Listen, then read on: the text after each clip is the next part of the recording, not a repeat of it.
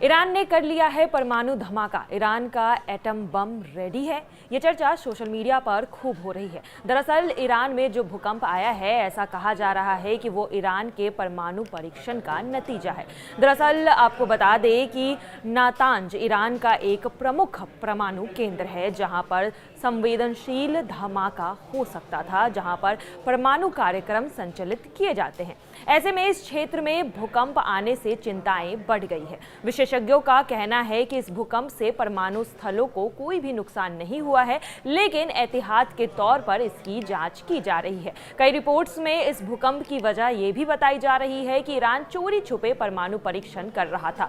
आपको बता दें कि ईरान के पास पहले से ही परमाणु बम बनाने के लिए यूरेनियम तैयार था और अब कहा जा रहा है कि ईरान ने उससे एटम धमाका कर लिया है, जिसके बाद अमेरिका में अब एक इमरजेंसी मीटिंग हो रही है, जिसमें इजरायल भी शामिल होगा।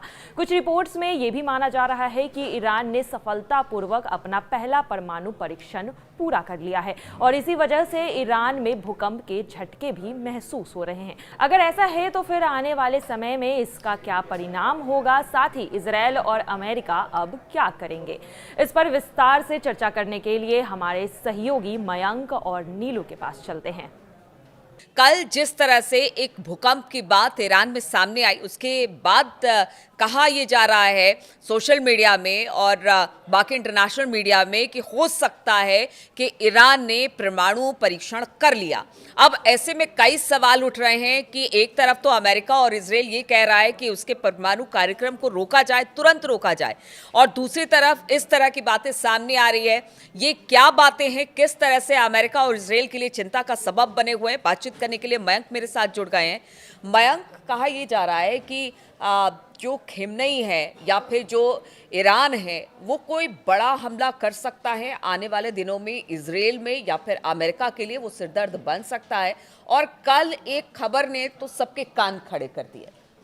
ये एक बड़ा सवाल है, क्या ये जंग जो है वो अब ईरान वर्सेस अमेरिका और इजराइल होने जा रही है? खामेनी की बात पर ये बात कह रहे हैं। बिल्कुल, देखिए खामेनी का कल एक बयान सामने आया है जिसमें खामेनी ने कहा है कि अमेरिका ने अगर कोई हिमाकत की तो उसे जोरदार जवाब दिया जाएगा। वो न सिर्फ अमेरिका के लिए कह रहे हैं बल्कि इजराइल के लिए भी कह रहे हैं। उनका कहना है कि हमने कभी भी आज तक कभी किसी पे पहले हमला नहीं किया, लेकिन अगर कोई हम पर हमला करता है तो उसको झन्नाटेदार तमाशा जड़ दिया जाएगा। तो खामेनेई ने एक प्रकार से ये बात साफ कर दी है कि अगर किसी भी तरह का स्ट्राइक अमेरिका की तरफ से होता है या इजराइल की तरफ से होता है तो उसका माकूल जवाब दिया जाएगा। बात नंबर 1। बात नंबर 2, ऐसी खबरें हैं इंटरनेशनल मीडिया में कि ईरान को इस बात का अंदेशा हो गया है कि अगला हमला जो है वो ईरान के ऊपर हो सकता है और अमेरिका और इजराइल दोनों मिलकर ये हमला कर सकते हैं। क्योंकि अगर ईरान, इसकी कई वजह है। देखिए, इसकी 3-4 वजह हैं। पहली वजह तो इसकी ये है कि ट्रंप ने, ऐसा बताया जा रहा है कि 2 महीने का टाइम दिया है ईरान को न्यूक्लियर डील के लिए।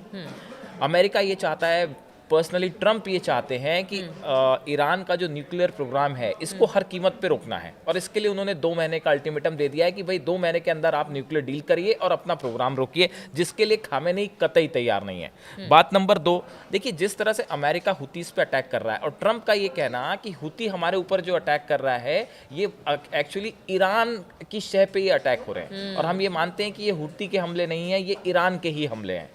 तो हाँ, ऐसा अमेरिका का कहना है। तो इसके अलावा जो है, जो चीन की वो कंपनियां हैं जो ईरान के साथ ऑयल कंपनीज हैं जो डील कर रही थी, इनके ऊपर बैन लगाना शुरू कर दिया है अमेरिका ने। अच्छा। तो ये जो 4-5 स्टेप्स ट्रंप ने उठाए हैं, इनको देखते हुए ये लगता है कि हो सकता है अमेरिका जो है कहीं उसके निशाने पे ईरान तो नहीं, कहीं अगला टारगेट ईरान तो नहीं, इसकी तैयारी ईरान ने शुरू कर दी। अब हम जिस चीज़ का ब्लूप्रिंट कह रही थी, अगर हम इसकी विस्तार से बात करें तो देखिए, सबसे पहली बात तो खामेनेई ने IRGC के 10 कमांडर्स को एक बहुत बड़े प्लान में लगा रखा है कि अगर इजराइल की तरफ से या अमेरिका की तरफ से मिसाइल्स फायर होती हैं तो कैसे जवाब देना है।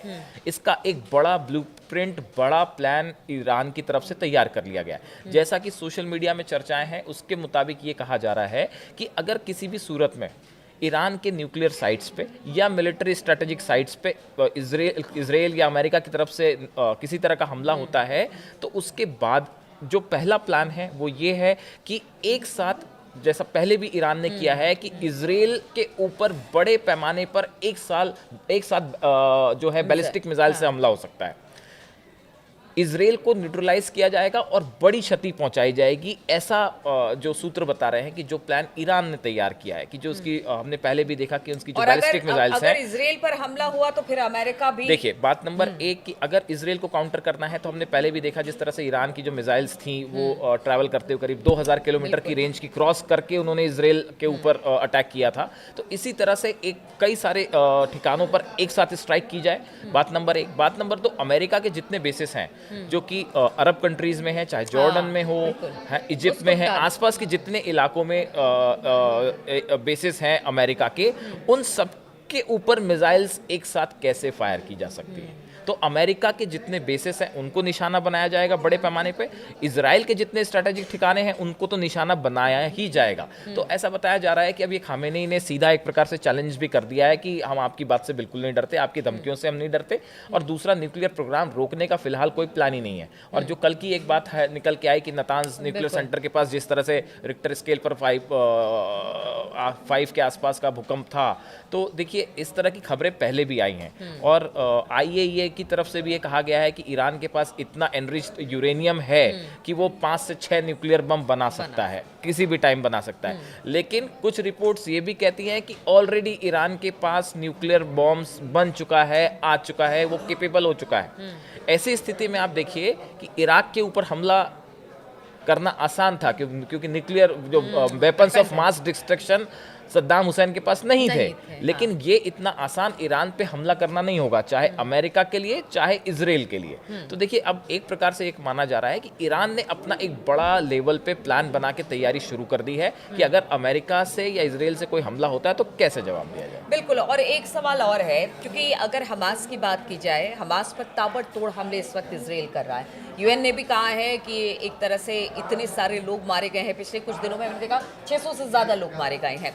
ऐसे में हमास की कमर तो तोड़ी है इजराइल ने, लेकिन दूसरी तरफ हूती चुनौती है। और अब अगर ईरान की बात भी सामने आती है तो एक चुनौती खत्म होती नहीं कि दूसरी चुनौती नेतन्याहू के सामने। और यहाँ तो अब इंटरनल भी प्रोटेस्ट हो रहे हैं। देखिए अब लगातार उनके जो भी डिसीजंस है उस पर भी प्रोटेस्ट शुरू हो गए। देखिए बिल्कुल ठीक कहा आपने, पिछले 3 दिनों के अंदर तेल अवीव में नेतन्याहू के खिलाफ जबरदस्त प्रोटेस्ट हुआ। लाखों लोग जो हैं वो सड़कों पे थे और सबकी डिमांड ये थी कि गजा पे जो आप स्ट्राइक कर रहे हैं इसको फौरन रोक दीजिए। तो एक प्रकार से नेतन्याहू के खिलाफ एक बहुत बड़ा आक्रोश, असंतोष इजराइल के अंदर ही पनप रहा है। दूसरी जो बात आपने हुतीज की हुतीज ने तो पहले से ही डिक्लेयर कर रखा है कि भाई आप जो हमला कर रहे हैं इसका जवाब दिया जाएगा, और 3 अटैक वो हाइपरसोनिक मिसाइल से कर भी चुके हैं। तो ऐसी स्थिति में देखिए हुतीज एक बड़ा पावरफुल ऑर्गेनाइजेशन है जिसके पास कहा जाता है कि करीब 1000 तो हाइपरसोनिक मिसाइल ही हैं जो कि रूस और ईरान की तरफ से दी गई हैं। तो देखिए ये बड़ी चुनौती तो है ही, क्योंकि अगर हुतीज अटैक करते हैं तो उसको रोकना इजराइल के लिए आसान नहीं होगा जो स्ट्राइक्स मिसाइल से होती हैं। तो देखिए कई फ्रंट पे नेतन्याहू जो है वो इस समय स्ट्रगल भी कर रहे हैं, लेकिन उनका गजा प्लान जो है जिस तरह से वो आगे चल रहा है, तो अब देखते हैं क्या होता है। बिल्कुल। तो नेतन्याहू का गजा प्लान तो आगे बढ़ा है, लगातार गजा में तबाही इजराइल के जो सेना है वो मचा रही है, लेकिन दूसरी तरफ ईरान और हुती भी मुस्तैदी के साथ इसका जवाब दे रहे हैं। अब आगे ये युद्ध किस तरह से बढ़ता है, किस तरह से एक दूसरे पर वार पलटवार होते हैं, कितनी बड़ी यहाँ पर अटैक होते हैं, ये देखने वाली बात होगी। इस खबर पर लगातार हमारी नजर बनी रहेगी। आप बने रहिए हमारे साथ।